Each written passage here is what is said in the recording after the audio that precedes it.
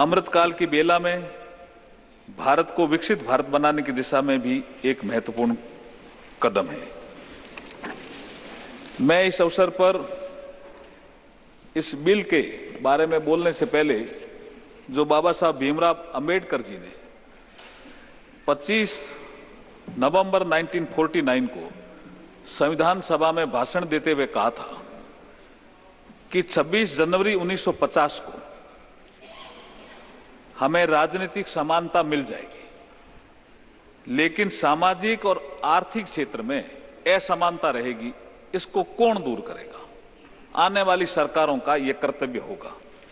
मैं आपको यहां बताना चाहता हूं कि जब से नरेंद्र मोदी जी की सरकार बनी है, तब से लेकर जो आर्थिक और सामाजिक क्षेत्र में असमानता थी, उसको दूर करने का प्रयास किया। उसमें महिला सशक्तिकरण भी सम्मिलित है। जैसे जनधन अकाउंट, महिला धारक बनी अकाउंट की। जैसे पीएम आवास, मालिकाना हक महिला को मिला। जैसे शौचालय, जिसको हमने इज्जत घर का नाम दिया, संविधान की प्रस्तावना में यह भी उल्लेख है सर कि हम राजनीतिक, सामाजिक, आर्थिक न्याय के साथ साथ हम प्रतिष्ठा और अवसर की समानता भी देंगे। तो ये जो शौचालय वाला विषय है, छोटा विषय नहीं है। जो संविधान की प्रस्तावना में लिखा हुआ है, प्रतिष्ठा और अवसर महिलाओं को बढ़ाने वाला विषय था। उज्ज्वला योजना, किसी के घर में गैस, किसी के घर में गैस नहीं है, असमानता थी, उसको दूर किया। नल से जल, किसी के घर में नल और कोई महिला दूर से पानी ला रही है। मैं राजस्थान से आता हूं, आपको भी पता है, रेगिस्तानी मेरा क्षेत्र है। मैंने महिलाओं को देखा है, मैं भी पानी लाता था दूर से जब घर में नल नहीं था। तो हमने देखा महिलाओं की क्या स्थिति है, असमानता फील्ड में। ये अगर किसी ने देखी तो हमारे प्रधानमंत्री नरेंद्र मोदी जी ने, और असमानता दूर की, नल से जल। प्रधानमंत्री मुद्रा योजना, प्रधानमंत्री मुद्रा योजना, लगभग 68% महिलाएं बेनिफिशियरी है मुद्रा योजना में। स्टैंड अप योजना, बैंक तो पहले भी थे सर। किसी प्रधानमंत्री ने अगर बैंकों को निर्देश दिए कि कोई भी ब्रांच होगी, उस ब्रांच में 2 अकाउंट आपको करने पड़ेंगे 10 लाख से 1 करोड़ के। सर ये स्टैंड अप योजना है। 10 लाख मिनिमम लोन, 1 करोड़ तक, और आपको 2 अकाउंट करने पड़ेंगे, जिसमें एक महिला होगी और एक SC/ST का अकाउंट होगा। ये भी किसी ने किया तो नरेंद्र मोदी जी ने किया सर। तो महिला सशक्तिकरण, ये चलते हुए बढ़ते हुए कदम है जिनको मैं थोड़ा गिनाना चाहता हूं। मैटरनिटी लीव 12 सप्ताह से अगर किसी ने बढ़ाई 26 सप्ताह की तो नरेंद्र मोदी जी ने की सर। 3 तलाक समाप्त किया, ये सामाजिक बुराई थी, नरेंद्र मोदी जी ने किया। मातृ वंदना स्कीम, हमारे जो नागरिक हैं, अंडरवेट नहीं हो, कमजोर नहीं हो, तो जिस गर्भवती महिला के पेट में बच्चा हो उसको न्यूट्रिटिव फूड मिले, इसके लिए 5,000 रुपए उसके खाते में, महिला के खाते में ही जाएंगे वो पैसे।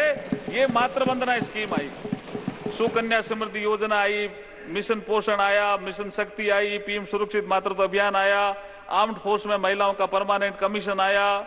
ये सब सेल्फ हेल्प ग्रुप के माध्यम से महिलाओं का आर्थिक उत्थान का विषय आया। जेम पोर्टल में लगभग 1.5 लाख वुमेन वेंडर पंजीकृत है। खेल 2021 टोक्यो ओलंपिक में 49% महिला एथलीटों की भागीदारी रही।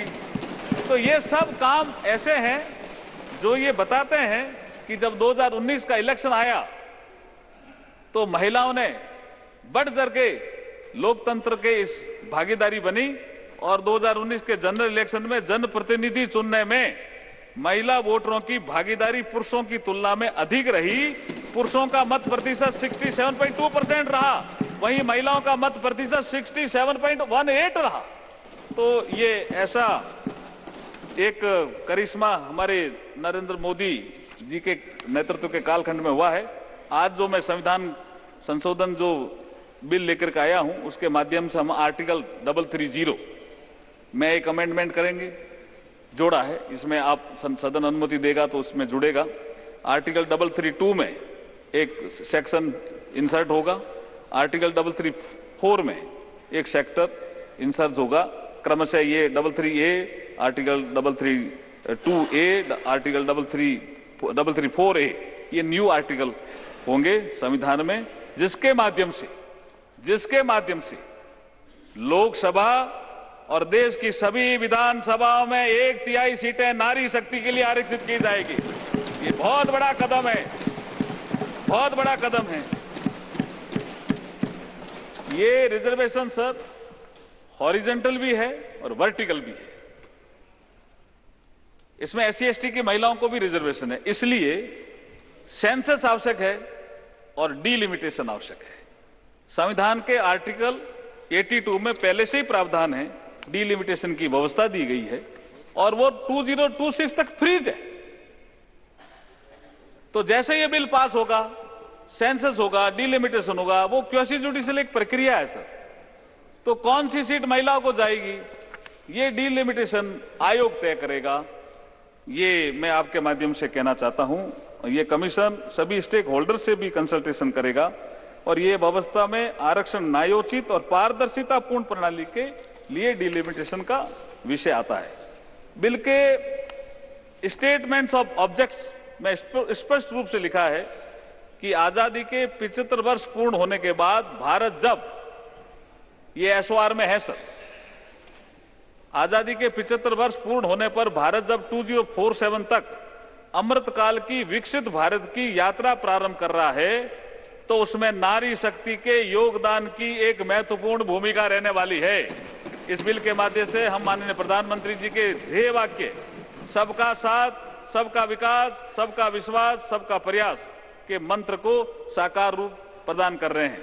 सभापति महोदय, मोदी सरकार के नेतृत्व में नारी शक्ति के विकास के लिए, महिला सशक्तिकरण के लिए जिन योजनाओं का उल्लेख मैंने पहले किया, उसी श्रृंखला में आज का ये बिल है।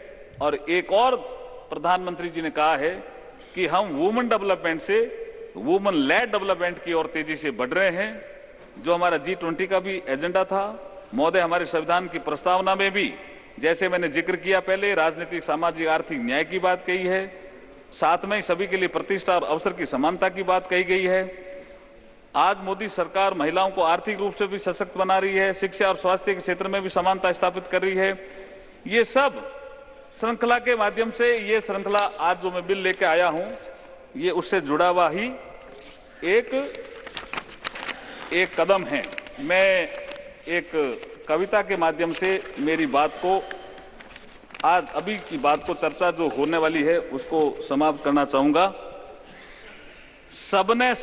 सपने सब साकार करेंगे, सपने सब साकार करेंगे, नारी को अधिकार मिलेंगे, मातृशक्ति नेतृत्व करेगी, जन गण मन की शान बढ़ेगी। बहुत बहुत धन्यवाद।